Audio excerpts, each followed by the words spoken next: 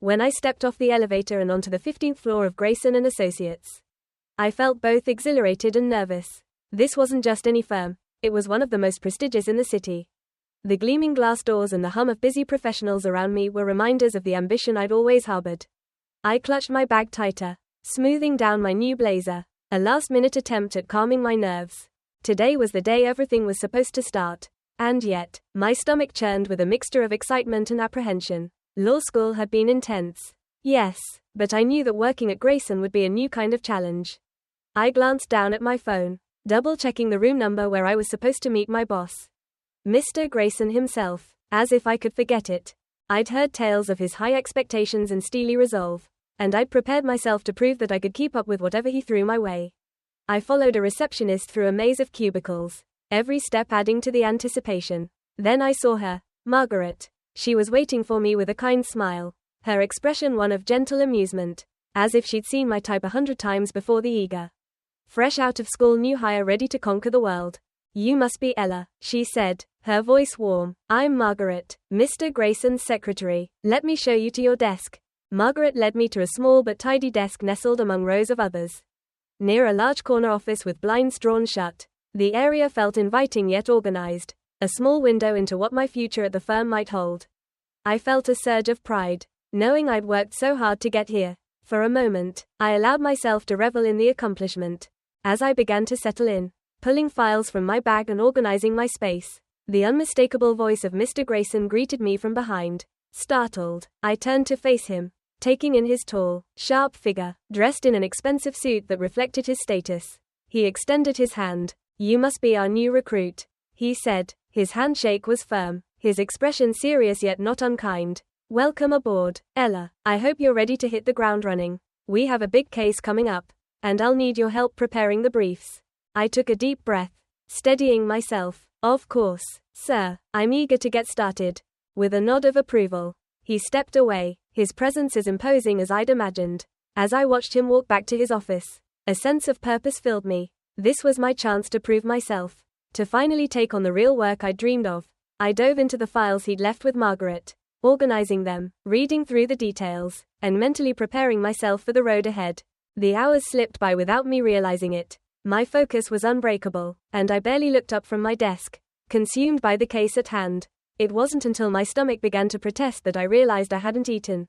Glancing at the clock, I noted that lunchtime had come and gone. I grabbed my purse, heading for the elevator, planning a quick trip to the deli across the street.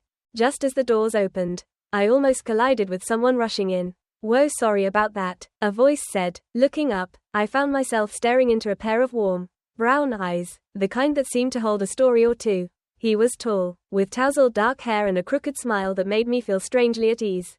No worries, I replied, stepping into the elevator alongside him. I'm Ella, by the way, just started in the legal department.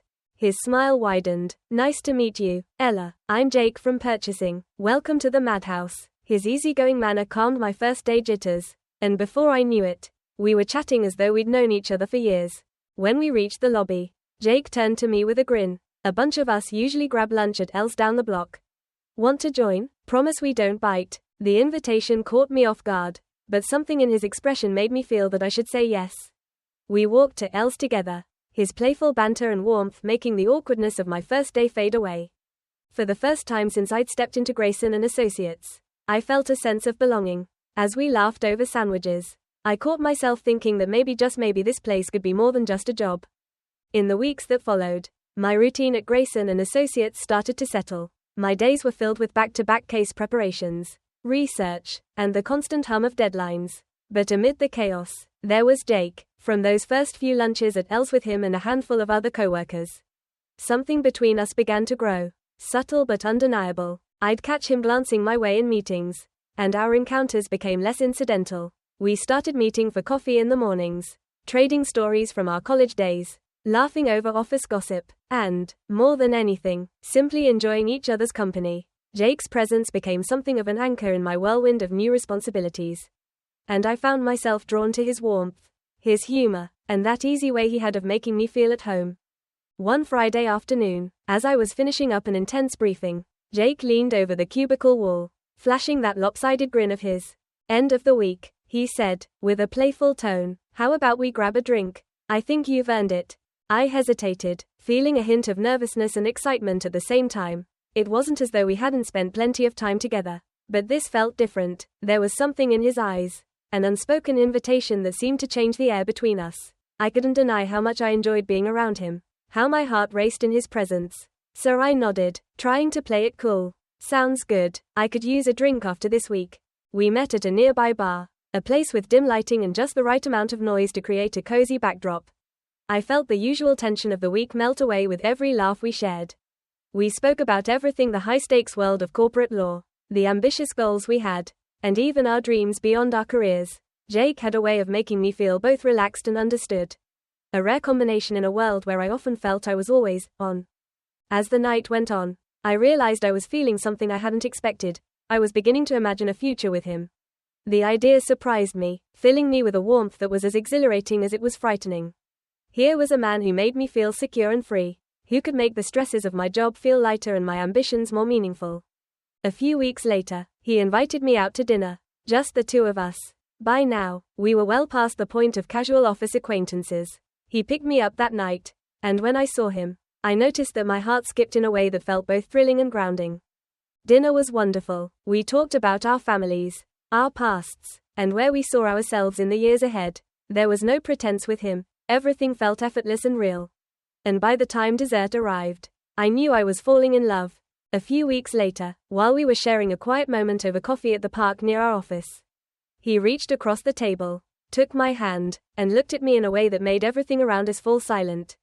Ella, he said softly, his voice almost hesitant, I know this might be fast, but I've never felt this way before. I don't want to just be with you. I want a future with you. Would you marry me? My heart pounded as I took in his words. The world felt like it had slowed, leaving us suspended in a moment that felt surreal and right all at once. I knew I could spend a lifetime questioning if this was too soon or if I should wait. But none of that mattered. All I knew was that I felt safe, cherished, and deeply, impossibly happy with him. Yes, I whispered, smiling as a rush of emotions took over. Yes, Jake, I would love to marry you. From that moment, life felt like a dream. And I allowed myself to believe that true love could be that simple. Our engagement felt like the beginning of a fairy tale. We moved in together soon after, filling our little apartment with laughter, late-night talks, and dreams of what lay ahead. I was stepping into the life I'd once dreamed of. We spent weekends exploring the city, cooking meals together, planning a small wedding, and imagining a life that balanced our ambitions with a future of shared memories. Jake had become my greatest source of joy. A love that had entered my life with quiet confidence and filled every corner of my heart. It was almost too perfect. But I never let myself question that. I simply let myself be swept up in the happiness he brought me. I was convinced that I'd found my partner, the one who would walk with me through every storm and every triumph. With Jake, I felt that no matter what happened, I would never have to face it alone. For the first time, I felt that I had everything I'd ever wanted. And that feeling was enough to fill me with hope for whatever lay ahead. Marriage with Jake felt like a dream come true, at least at first. We dove into married life with the kind of enthusiasm that made it feel like everything was finally falling into place. Our little apartment was cozy, filled with laughter and late nights as we planned for a future full of possibilities. I loved cooking together, our spontaneous weekend adventures, and the simplicity of coming home to him every day. The life I'd envisioned for myself, complete with love, career, and independence, was finally within reach. Yet as time went on, I began to notice the complexities of blending two lives. It started subtly, with Jake's mother, Linda, becoming a more frequent presence. At first, I saw her visits as a gesture of goodwill. She was welcoming me into the family and ensuring we were settled. But as weeks passed, I began to feel the weight of her expectations. Linda was the sort of woman who believed in tradition, in things being done a certain way. Her first comment was about our furniture, which she described as charming, but not quite what she would have expected for her son. Initially, I laughed it off, but more comments followed, each one carrying a sting that was hard to shake. She'd glance around the apartment, her gaze lingering on our mismatched furniture and my cluttered shelves. And I'd sense her disapproval even when she didn't voice it. The message was clear. I wasn't measuring up to her standards. Soon, her visits were less about helping and more about inspecting. Every time she came over, I felt like I was being tested, like each choice I'd made was under scrutiny. She had a way of asking questions that were thinly veiled critiques. Are you working late again tonight? She'd ask with a raised eyebrow. implying that my dedication to my job was perhaps a bit excessive. It's good that you're ambitious, dear, but Jake deserves a little attention too, don't you think? I began to feel trapped between two worlds, my career and my role as Jake's wife. I wanted to be the supportive partner I knew he deserved, but my work was important to me, something I'd sacrificed for and fought to achieve. The tension between my goals and Linda's expectations created a kind of pressure I hadn't anticipated, one that seemed to seep into every corner of our life. I tried to talk to Jake about it one evening, gently explaining how Linda's comments were making me feel inadequate. But Jake, ever the peacekeeper, brushed it off. She just has strong opinions, Ella. She's used to things being a certain way. That's all, he'd say, giving me a reassuring smile. I wanted to believe he was right, that Linda's critiques were harmless. But each one left a lasting imprint. The worst of it came one Sunday afternoon when Linda invited herself over without warning. I'd just finished a long week at work and had been looking forward to a quiet day with Jake. But there she was, sitting primly on our sofa, eyeing the apartment with that familiar look of disapproval. "Oh, Ella," she began, glancing around. "I know it's hard balancing a demanding job with keeping a tidy home. But dear, wouldn't it be nice for Jake to come home to a more welcoming environment?" Her words stung, but I managed a polite smile. Though inside, frustration was brewing. I wanted to shout, to tell her that I was doing my best, that I was trying to build a life for myself as much as for Jake. But I held back, telling myself it wasn't worth the conflict. Jake tried to ease the tension with a few light-hearted jokes, but I could sense that even he felt caught in the middle. It was a conflict between two women he cared deeply about, and I knew he was struggling to find a balance.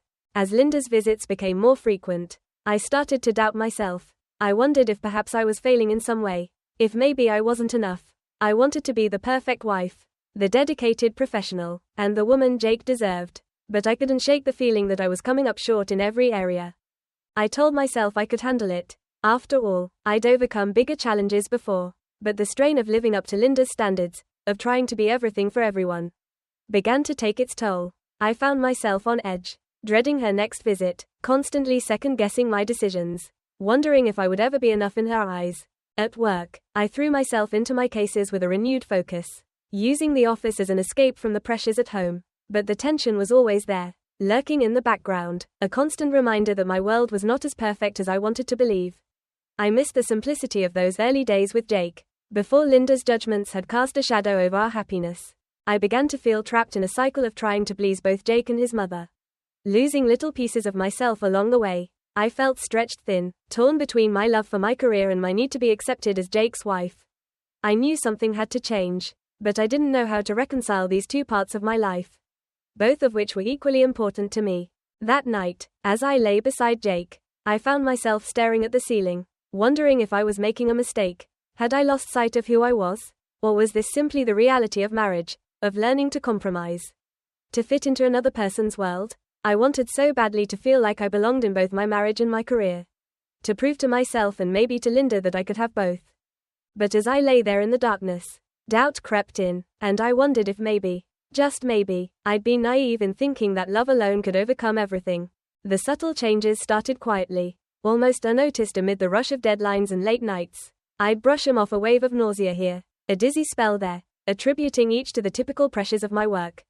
Fatigue felt like an unavoidable part of life these days, especially with Linda's comments hovering over my every decision, her expectations like an invisible weight I carried around. But then, the tiredness deepened, settling in my bones in a way that no amount of sleep seemed to cure. My moods shifted unpredictably, and the smallest things would either irritate me or bring me to tears. I chalked it up to the stress, determined to push through it. My career demanded nothing less, and I refused to be anything less than perfect. It wasn't until a close friend pulled me aside one afternoon at work that the idea even crossed my mind. She watched me carefully as I recounted my symptoms, her expression shifting from concern to suspicion. "Ella," she said gently, "have you considered that you might be pregnant?" The thought stopped me in my tracks. Pregnant? I hadn't even considered it, Jake, and I hadn't exactly planned on starting a family this soon. We were still settling into our marriage, trying to find our footing amid the complexities of blending our lives. But as I looked back over the past few weeks, the symptoms suddenly made sense, connecting in a way I hadn't seen before. Later that week, I found myself sitting in a doctor's office, anxiety and excitement warring within me. Part of me feared how this would change things, the other part felt a cautious joy at the possibility of a family. And then, as the doctor confirmed the pregnancy, a surge of warmth filled me, surprising in its intensity. I was going to be a mother. The realization was both thrilling and terrifying. Yet I felt a deep, quiet joy I hadn't expected. On the way home, I imagined how I would tell Jake. I thought about the ways we might celebrate this unexpected news together. Our life would change, certainly, but I allowed myself to believe it would be in the best ways. This baby could be a fresh start for us, a bridge over the small cracks that had begun forming in our relationship. A symbol of our shared future. That evening, I waited for the right moment, feeling a giddy anticipation. As Jake finally sat beside me on the couch, I took a deep breath, my heart pounding with excitement. I told him simply, watching his face for a reaction I'd hoped would mirror my own. But the look in his eyes wasn't the joy I'd imagined. Instead, his expression was cautious, his features tightening in a way I hadn't anticipated. "Ella," he said slowly, as though choosing his words carefully, "are you sure this is the right time for us to be having a child?" I was taken aback, my excitement dimming. "What do you mean? I know it's sudden, but this is our baby. Don't you feel happy?" He rubbed a hand over his face, glancing away. "It's just, we're still so new at this. At us. I thought we'd have more time before taking on something so huge. There's so much we wanted to do, and I worry we're not ready." His words fell over me like a cold wave, and I felt my joy shrink into something small, something I tried to protect even as it trembled under his doubts. The excitement I'd felt on my way home slipped through my fingers, leaving me with a sense of uncertainty I hadn't anticipated. For the next few days, I tried to process Jake's reaction. I tried to understand, telling myself he only needed time to adjust. This was sudden for both of us, and maybe he just needed to see that we could handle it together. But the more I thought about it, the more I felt a growing sense of isolation, as though I were alone in this joy, this hope for what could be. I found myself going through the motions, pretending everything was fine, yet feeling a hollow ache every time I thought about the future. Jake had withdrawn slightly, and though I convinced myself it was just temporary, I couldn't ignore the disappointment that lingered in my heart. This child, whom I was already beginning to love, felt like a beacon of hope for me, a chance to create something beautiful and lasting with Jake. But that hope was now colored by his reluctance, a stain I couldn't seem to wash away. Linda's visits became more stressful than ever, her sharp eye missing no detail. I hadn't yet told her about the pregnancy. I barely had the strength to face Jake's reaction, let alone invite Linda's criticisms. The thought of her reaction filled me with dread, knowing she'd likely see it as another point of judgment, another way I'd failed to follow her vision of the ideal wife. But through it all, I clung to the idea of this baby, hoping that once Jake saw our child, everything would change. I imagined a future where he would hold our baby and realize, as I had, that this was exactly what we were meant to have. I let myself dream of the family we could be, even as the cracks in our foundation grew wider, more visible with each passing day. At work, I found solace in routine, in the steady rhythm of cases and research. My colleagues remained oblivious to my inner turmoil, and I was grateful for the anonymity that work provided. It allowed me to be a version of myself that felt whole, that didn't have to carry the weight of disappointment and unspoken fears.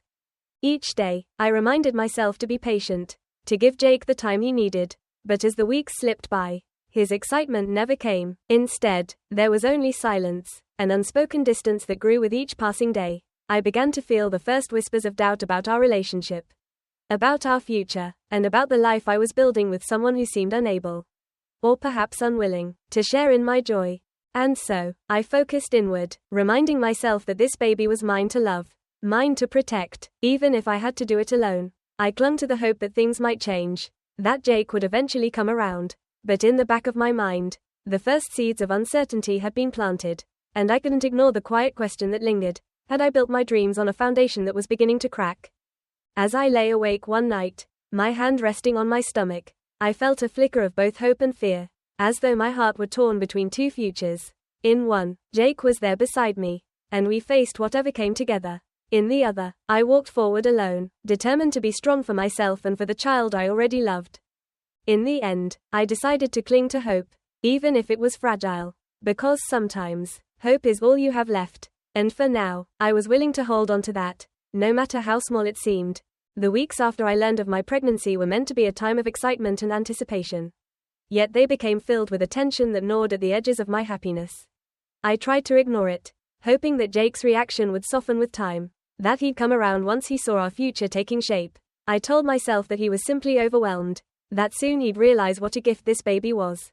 But the days slipped by, and the distance between us grew more pronounced. Jake began staying later at work, offering vague explanations when he did come home, and his excuses for missed dinners and unreturned messages piled up faster than I could reason him away. I began to feel a simmering anxiety that I tried to ignore, telling myself it was the pregnancy, or maybe my mind playing tricks. But every unspoken word, every hurried goodbye seemed to add weight to the unspoken question I could no longer deny: was he as committed to our life together as I was? One night, as he came home late yet again, I felt a pang of frustration sharper than any I'd felt before. I watched him move through our apartment as if he were a stranger, his attention elsewhere, his presence almost an afterthought. As he tossed his jacket on the couch, I caught the faintest whiff of perfume not mine. My breath caught, and my heart pounded as I tried to shake off the suspicion, telling myself I was imagining things, that my fears were getting the best of me. But doubt was a persistent shadow, one that now lingered in every room, filling the spaces between us. After that night, I began to see small things I'd previously ignored: a text message he brushed off too quickly, unexplained charges on our bank statement, moments when he seemed distracted, distant in a way I couldn't quite place. My mind churned over the possibilities, each one more painful than the last. Yet I couldn't bring myself to confront him, fearing the answer more than the questions I held inside. But the truth has a way of surfacing when you least expect it. One evening, as I was sorting through laundry, I found a receipt tucked into the pocket of his jacket, a receipt from a restaurant we'd never been to.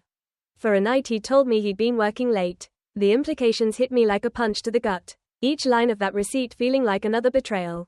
I sat there, the receipt crumpled in my hand, a sense of numbness washing over me. For so long, I'd convinced myself that he was simply busy, that our growing distance was something we could overcome. But here it was, in cold, irrefutable print, the evidence of a life he'd been living behind my back. I felt as though the ground beneath me had shifted, leaving me unmoored, floating in a reality I hadn't asked for and didn't want to believe was mine. In the days that followed, I wrestled with a torrent of emotions: hurt, anger, confusion, and the aching question of how things had gone so wrong. I replayed our history in my mind, searching for signs I'd missed, moments that might have hinted at the cracks now widening between us. I thought of the laughter we'd shared, the quiet moments, the promises whispered in the early days of our love. And now, those promises felt like distant echoes, reminders of a life I wasn't sure was ever truly mine. Finally, one night, I couldn't bear the silence any longer. I waited for Jake to come home, my heart pounding with both fear and resolve. When he finally walked through the door, looking weary and distracted, I knew it was time. The words tumbled out before I could stop them. "I know, Jake," I said, my voice trembling. "I know about the affair." For a moment, he froze, caught off guard by my bluntness. But then his expression hardened, his eyes narrowing as he tried to brush off my accusation with a shrug.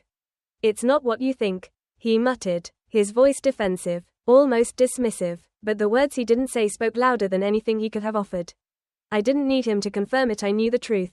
I felt a surge of pain and anger rise within me, mingling with the heartbreak that had been simmering beneath the surface. Here was the man I'd promised my life to, the man I'd believed in, and now he was slipping further away, as if our life together meant nothing.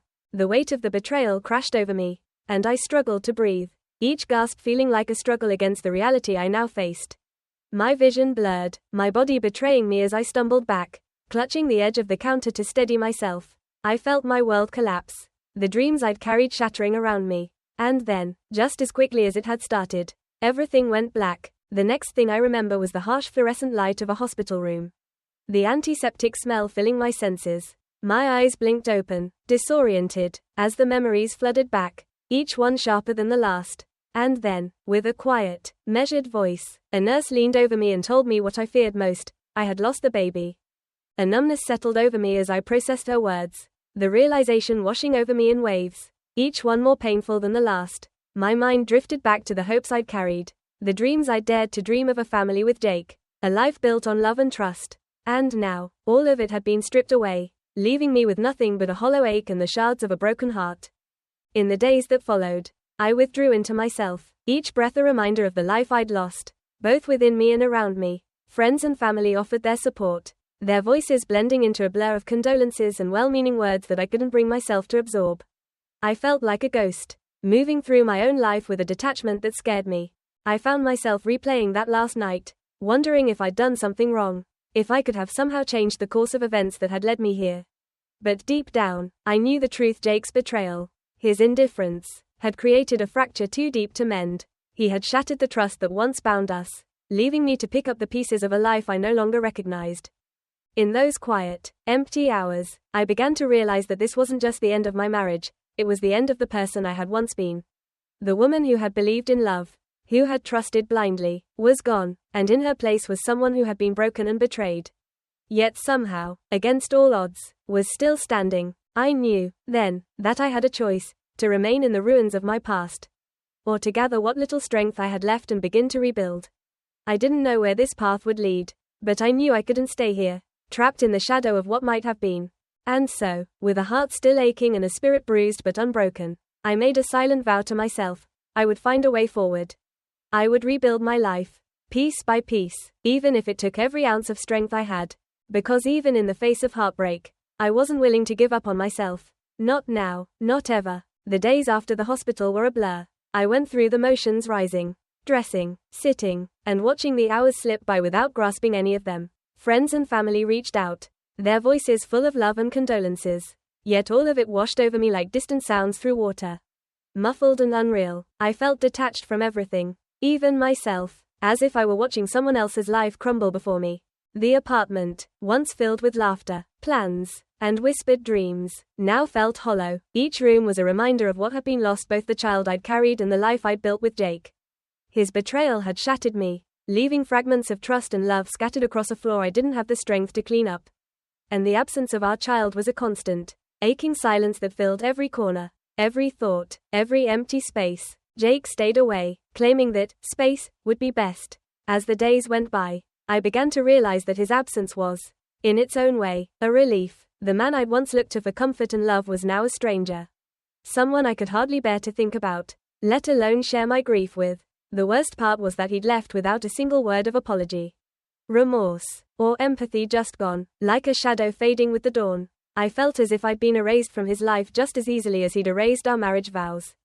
In his absence, I began to see everything more clearly. I hadn't only lost a husband, I'd lost myself somewhere along the way. I had sacrificed my dreams, my desires, and my worth, all for the sake of a life I'd hoped to build with him, a life that I realized now he hadn't valued as I had. The truth was a hard, bitter pill to swallow, but as painful as it was, I knew it was time to start seeing things for what they were. One morning, I looked at myself in the mirror and saw a woman I didn't recognize. She was pale, her eyes rimmed with exhaustion and hurt, her shoulders slumped under the weight of grief and betrayal. But somewhere in that reflection, I saw a flicker of something I hadn't expected to see, a glimmer of resilience. A tiny spark of defiance that refused to be extinguished. And it was in that moment, staring at my own reflection, that I felt something shift. The sorrow was still there, raw and fresh, but beneath it was a determination I hadn't known I possessed. I didn't know what the future held, but I knew one thing for certain: I couldn't remain in this shadow of a life. I had to find a way forward, to rebuild what Jake had so callously torn apart. I called my lawyer friend, Alex. That afternoon, he'd been reaching out since the hospital, his voice steady and understanding, offering support without pressure. Now, I knew it was time to take him up on that offer. When I explained the situation, my voice shook, but Alex's calm confidence steadied me. "We'll make sure he faces the consequences, Ella," he promised. "You deserve justice, and you deserve a fresh start." His words were a lifeline, reminding me that I didn't have to go through this alone. With his help, I began to gather the necessary documents, piece by piece, each one a testament to my determination to move on. The process was painful, each step a reminder of the life I'd once believed in, yet it also felt like reclaiming parts of myself I'd lost along the way.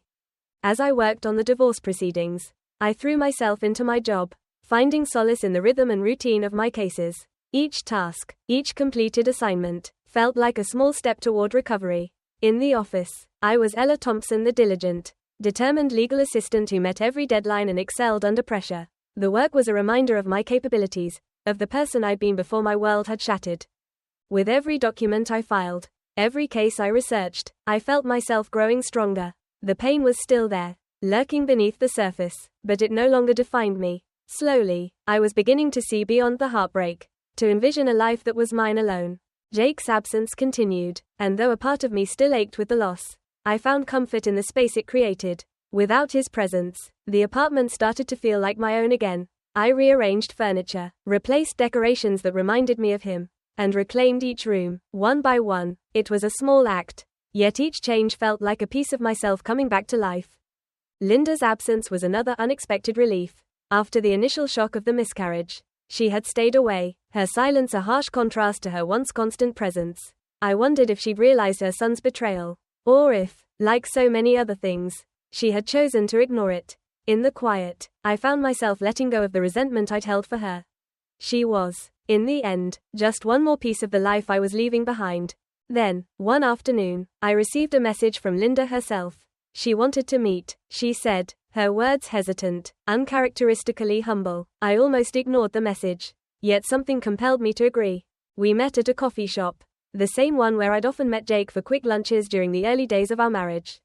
Seeing Linda there, her usually poised figure slumped, her eyes tired and sad, felt surreal. She wasn't the formidable woman I remembered. She looked, for the first time, vulnerable. Ella, she began, her voice soft, almost pleading. I wanted to say, I'm sorry, for everything. I wasn't sure how to respond, the words settling between us like a question mark. But she continued, her gaze fixed on the table. I know Jake hurt you. I know he betrayed you, she whispered, and I never imagined that he would do something like that. Not to you. I see now that I was wrong about so many things. And I wish I could go back and undo it all. For the first time, I saw a reflection of my own pain in her eyes. And though the resentment lingered, I felt a wave of unexpected compassion. I realized that Linda, too, was grieving for a son she'd lost to his own choices. For a family she had contributed to breaking apart. With a deep breath, I looked her in the eye. I accept your apology, Linda, I said, my voice steady, but it doesn't change what happened. It doesn't erase the hurt. She nodded, her gaze still downcast. I know, Ella, I hope that one day, you'll be able to move on, to find peace. As I left the coffee shop that day, I felt a weight lift from my shoulders. It wasn't forgiveness, not entirely, but it was closure, and that was enough. In the weeks that followed, I continued my journey toward independence. I filed for divorce, changed my last name back, and began the slow process of rebuilding my life from the ground up. The pain was still there, but it had softened, replaced by a quiet strength I hadn't known was possible. One evening, as I sat alone in my newly arranged apartment, I felt a sense of peace settle over me. The life I'd lost would always be a part of me, a scar that would never fully fade. But I knew now that it didn't define me. I was Ella Thompson, a woman who had survived, who had reclaimed her life from the ashes, and who was ready to face whatever came next. The world outside was wide open, full of possibilities I hadn't yet imagined, and for the first time in a long time, I felt ready to embrace them, to live a life that was truly, completely mine. Moving forward from heartbreak isn't an overnight journey, it's a process of slow, often painful steps. Every day, I forced myself to get out of bed, face the world, and remember who I was before everything had fallen apart. I'd lost a part of myself along the way, but now, I was determined to find her again. Work became my haven, a place where I could pour all my energy into tasks that demanded focus and precision. In the office, I wasn't Jake's estranged wife or the woman who had suffered a devastating loss. I was Ella Thompson, a skilled legal assistant with a fierce dedication to her work. Each case I handled, each task I completed, was a reminder of my resilience, a quiet affirmation that I could build a life on my own terms. My boss, Mr. Grayson, seemed to notice the change in me. He called me into his office one afternoon, looking at me with an expression I hadn't seen before, one of respect. Admiration even. Ella, he said, leaning back in his chair. I've noticed how hard you've been working. I want you to know that it hasn't gone unnoticed. Your dedication is impressive, and I think it's time we start giving you some more responsibility around here. His words settled over me like a warm blanket, filling me with a sense of purpose I hadn't felt in a long time. I nodded, keeping my voice steady, though inside, I felt a swell of pride. Thank you, Mr. Grayson. I'm ready for the challenge. And I was. The more I focused on my work, the stronger I felt. Each small victory completing a case, receiving positive feedback, meeting a tight deadline added to a growing sense of self-worth that had been stripped away in the aftermath of my marriage. With every new task, I felt a piece of myself return, filling the gaps that grief had left behind. Yet as I regained my footing, there was one part of my past that I couldn't ignore. The injustice of Jake's betrayal, his unfaithfulness, and the casual cruelty with which he'd abandoned me. These things lingered like shadows in the back of my mind. I knew that I could never fully move on until I confronted them. One evening, while reviewing documents in the office, I received a call from Linda. She sounded urgent, her usual haughty tone softened by something I could only describe as desperation. Ella, she said, her voice unsteady, I don't know who else to call. I think you're the only one who can help. Her words surprised me, but I listened as she explained her concerns. She'd discovered that Jake and his new partner, a young woman named Sarah, had been making questionable transactions through the company's accounts. Linda believed that Jake was using his position to embezzle funds, siphoning money into side accounts, and potentially endangering the entire business. As Linda spoke, I felt a strange sense of validation. The betrayal I'd endured was no longer just personal, it was part of a larger pattern of deceit that extended beyond me. Jake's actions had hurt not only me but others as well, and he had continued down a path of selfishness and corruption, never facing the consequences of his choices. The anger that had once simmered beneath the surface now flared into something sharper, more focused. I realized that this was my chance to finally seek justice not just for myself, but for everyone he had wronged. I told Linda I would look into it, and as I hung up, I felt a renewed sense of purpose take hold. Over the next few weeks, I poured myself into investigating Jake's activities. Using my legal expertise, I combed through financial records, piecing together a trail of evidence that painted a damning picture. Jake's actions were reckless and calculated, each transaction revealing a blatant disregard for the rules, for the trust he'd been given. It was clear that he'd exploited his position, leaving a trail of financial ruin in his wake. As I worked, I found myself regaining more than just my professional confidence. I felt a sense of personal vindication. This wasn't just about proving Jake's guilt, it was about reclaiming the narrative he'd stolen from me. By uncovering the truth, I was taking back the power he'd taken from me, piece by piece. Finally, when I had gathered enough evidence, I scheduled a meeting with Mr. Grayson. I arrived early, my files organized, my mind clear. This wasn't the hesitant, uncertain Ella who had walked into his office months ago. This was someone who knew her worth, who had fought to reclaim her life and wasn't about to let anyone take it from her again. Mr. Grayson listened intently as I presented my findings, his expression growing darker with each revelation. When I finished, he looked at me with a seriousness that sent a shiver down my spine. Ella, he said slowly, this is serious. If these accusations are true, Jake's actions could put the company at risk. I nodded, meeting his gaze. I believe the evidence speaks for itself. Jake's actions have compromised not only the trust of this company but the well-being of everyone involved. I'm prepared to testify, if necessary. Mr. Grayson leaned back in his chair, a thoughtful expression crossing his face. Thank you, Ella. You've done remarkable work here. I'll be taking this to the board immediately. As I left his office, I felt a profound sense of closure settle over me. I had done what I'd set out to do. I had reclaimed my story, my dignity, and my strength. Jake's actions would no longer define me. I was ready to close this chapter and finally move forward, free from the shadows of betrayal and loss.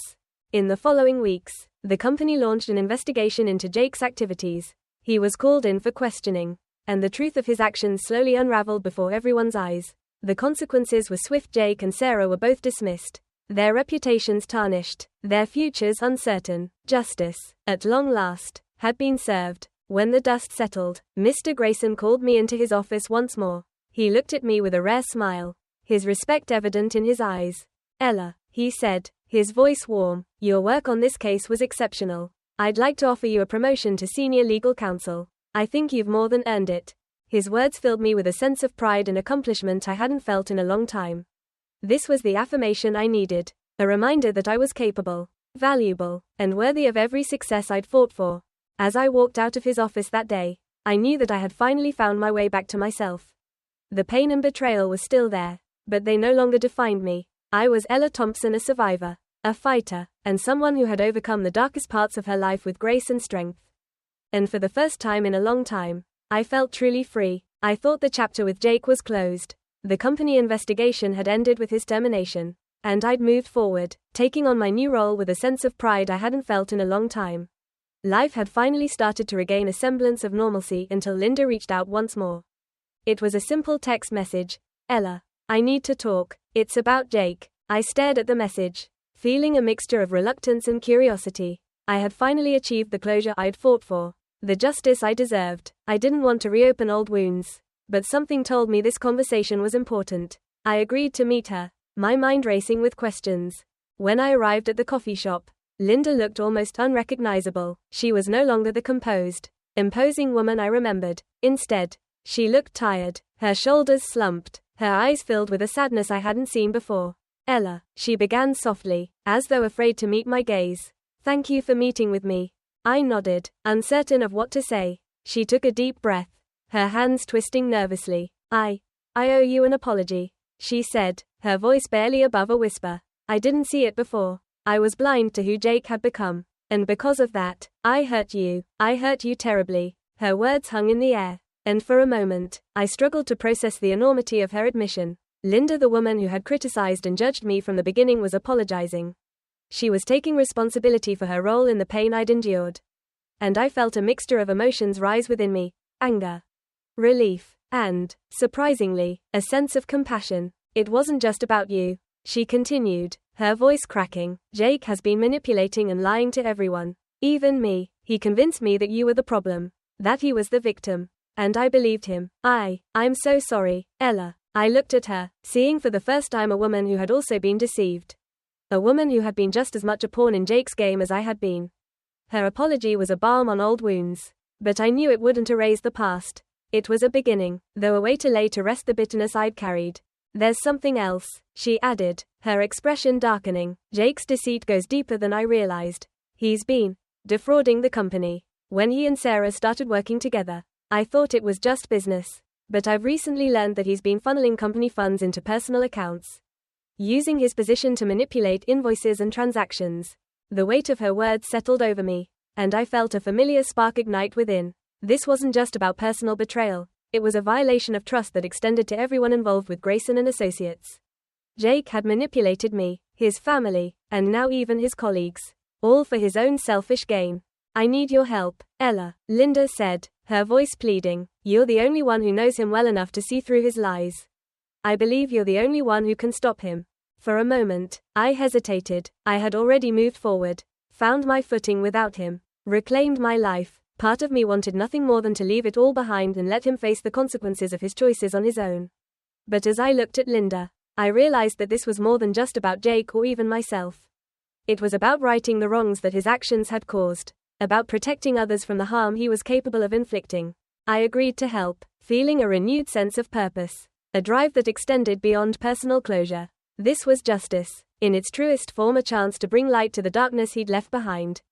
In the following days, I began to dig into Jake's financial records, using every tool and skill I'd acquired to build a case against him. Each transaction, each fabricated invoice, painted a clear picture of his deceit. I uncovered a web of embezzlement and fraud that stretched back months. Each line item a testament to his willingness to exploit those who had trusted him most. It was exhausting work, both emotionally and mentally, but with every new piece of evidence, I felt myself grow stronger, more determined. This was no longer about reclaiming my story. It was about standing up for everyone Jake had harmed. About proving that he would not escape the consequences of his actions. Once I'd gathered enough evidence, I presented it to Mr. Grayson and the board, laying out each detail with a clarity and confidence that I hadn't known I possessed. As I spoke, I felt the weight of my words, the impact of each revelation echoing in the room. This was more than just a case, it was a reckoning. Mr. Grayson's face was unreadable as he listened, his silence heavy, yet I could sense the gravity of the situation settling over him. When I finished, he nodded, his expression somber. Ella, he said, his voice steady, your work here is invaluable. You've shown a dedication and integrity that goes far beyond what was expected.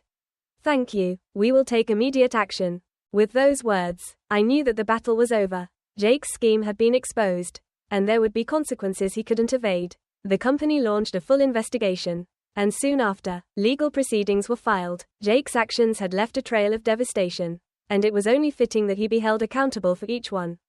The day of the trial was bittersweet. I watched as Jake, the man I had once loved, sat before the court, his face a mixture of anger and desperation. He looked nothing like the man I'd fallen for, and for the first time, I saw him as he truly was, someone who had chosen lies over truth, self-interest over integrity. Time and time again, when the judge passed the sentence, I felt a sense of closure, a weight lifting that I hadn't realized I was still carrying. Jake's downfall wasn't something I celebrated, but it was a reminder that justice, though delayed, was never absent. In the days that followed, I returned to work, my life resuming its steady, familiar rhythm, but now, I felt a renewed sense of purpose, a commitment to upholding the values I'd nearly lost sight of. My promotion to senior legal counsel came as a quiet victory, a testament to my resilience and hard work. I accepted it with gratitude, knowing that I had earned it not just through skill, but through the strength I'd forged from the hardships I'd endured.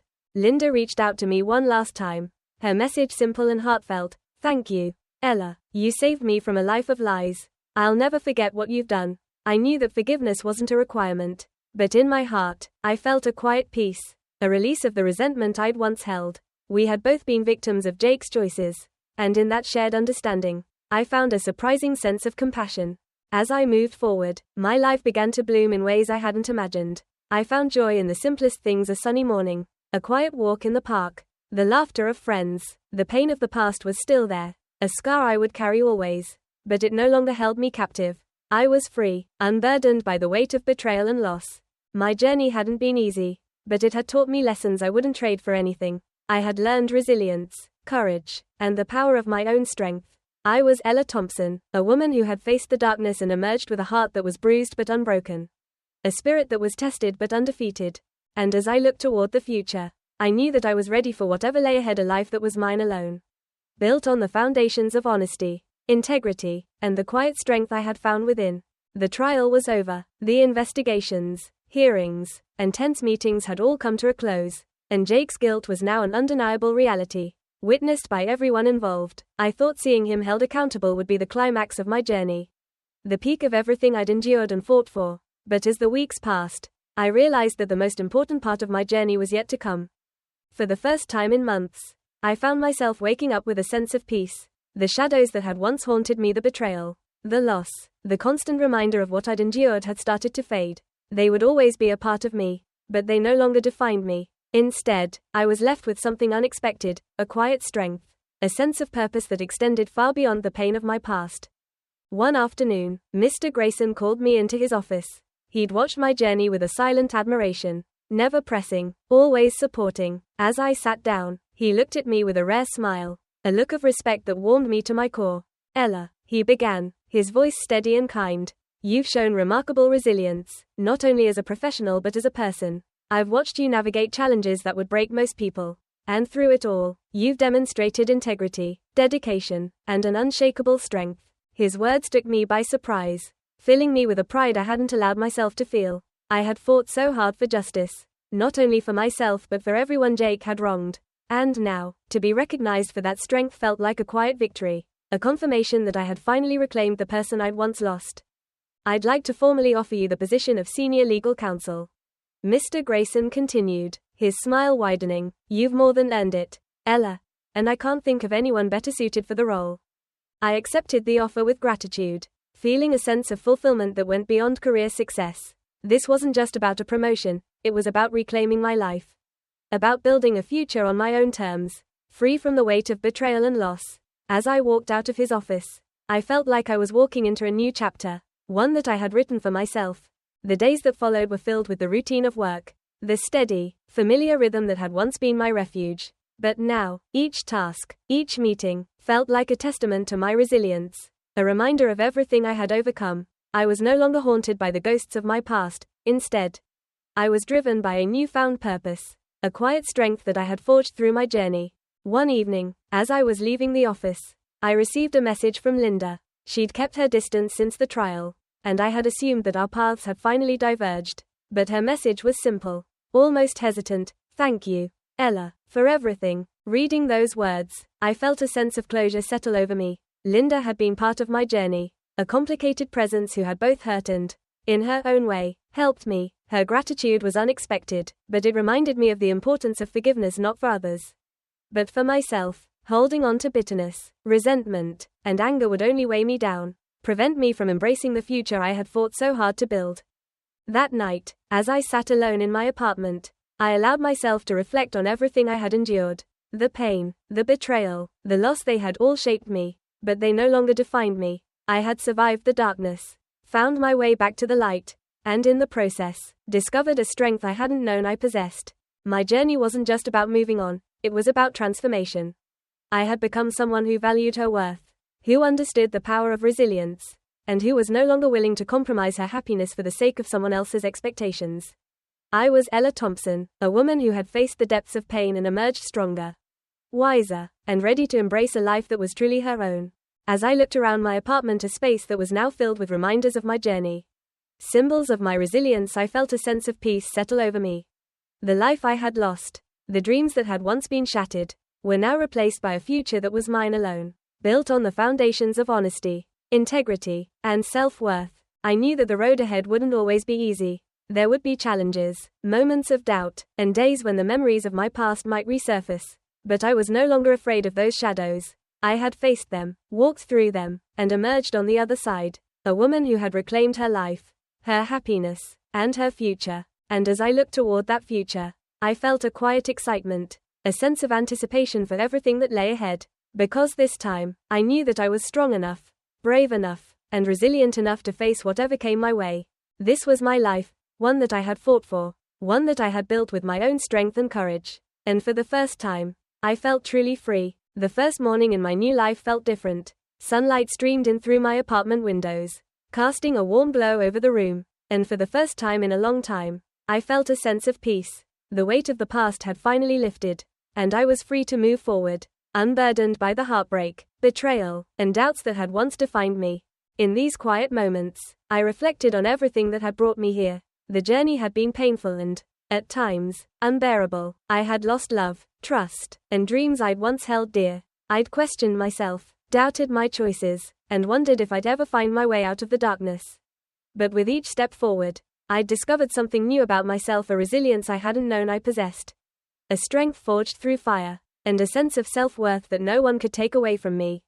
Life now was different, quieter but fuller. My apartment had become a sanctuary, filled with symbols of the woman I'd become, art I'd chosen, books that inspired me, and reminders of the goals I'd set for myself. The space was truly mine, a reflection of the life I was building with intention, honesty, and integrity. Linda had reached out a few times since the trial, expressing her gratitude and, perhaps, her own journey of healing. I was glad that she had found peace, too, but I knew that the time had come for both of us to move on.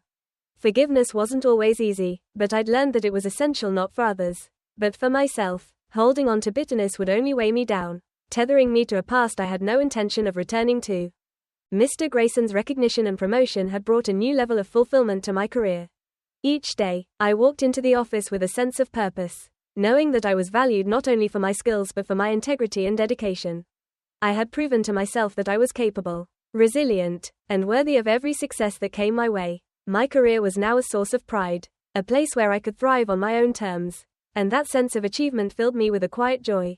Friendships, too, had blossomed. Those who had stood by me, who had offered their support through the darkest days, had become my chosen family. Together, we celebrated small victories and supported one another's dreams, creating a network of encouragement and love. I had learned the importance of connection, of surrounding myself with people who lifted me up rather than tearing me down.